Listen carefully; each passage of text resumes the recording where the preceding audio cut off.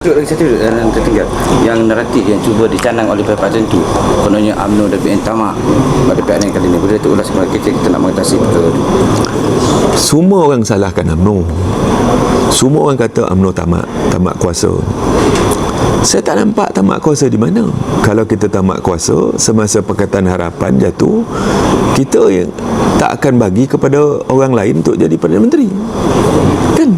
Kita masa tu 43 kerusi, parti yang terbesar. Tapi kita bagi. Kerana kita apa? Kita nak cari supaya pada ketika itu kita nak lihat Pakatan Harapan jatuh.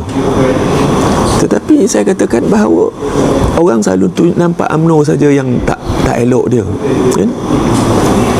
Macam baru-baru ni kan kita mengulurkan tangan, kan?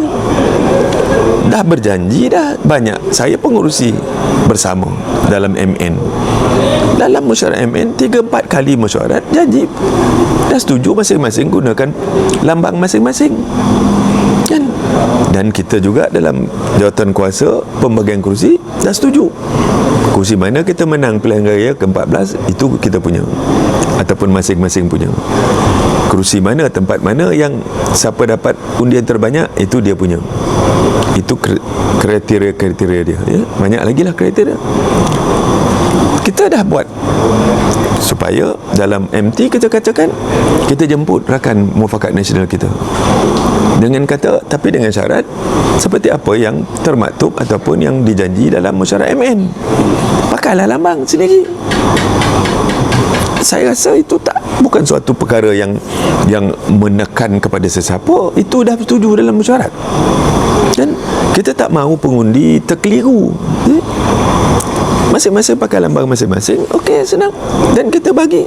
Kalau nak ikutkan kita punya formula, rakan kita dalam MN satu kursi tak dapat, tapi kita bersedia untuk bagi. Dan itu yang kita kata. Nak kata macam mana pula kita tamak kuasa? Orang kata kita tamak kuasa, tak nak bagi orang kerusi semua, kita bagi. Tetapi dengan PN ataupun dengan PBBM, kita memang dah putuskan dalam mesyuarat agung ataupun perhimpunan agung UMNO bahawa kita tidak akan bekerjasama dalam kita punya pilihan raya umum. Ini pilihan raya umum negeri Melaka lah ni, okay? Bukannya PRK. Ini pilihan raya umum negeri Melaka. Kita tak ada, kita tak, itu saja. Melainkan kita kena buat mesyuarat agung luar biasa, dapat balik semula mandat pada ahli kita. Saya rasa saya tak ada kuasa untuk membelakangkan apa yang telah diputuskan dalam PAU, ya? Jadi itu yang kita buat. Tapi nampaknya gagal, kan? Dan kita terpaksalah bila kita dapat tahu bahawa rakan kita dalam MN tidak akan menggunakan logo dia tapi menggunakan logo PN. Itu satu petunjuk yang jelas, satu mesej yang jelas bahawa tawaran kita itu tidak diterima pakai. Maka kita buatlah sendiri, kan? Jadi di mana letaknya kata kita tamak? Di mana letaknya kata kita mengkhianati rakan? Tak ada. Kita tak khianat sesiapa pun, ya? Sebab dah jelas dah bahawa rakan kita lain kata dia tak akan menggunakan lambang dia sendiri, logo dia sendiri, ya? Padahal kita dah bersetuju dan MT pun telah letakkan syarat, pakailah lambang sendiri.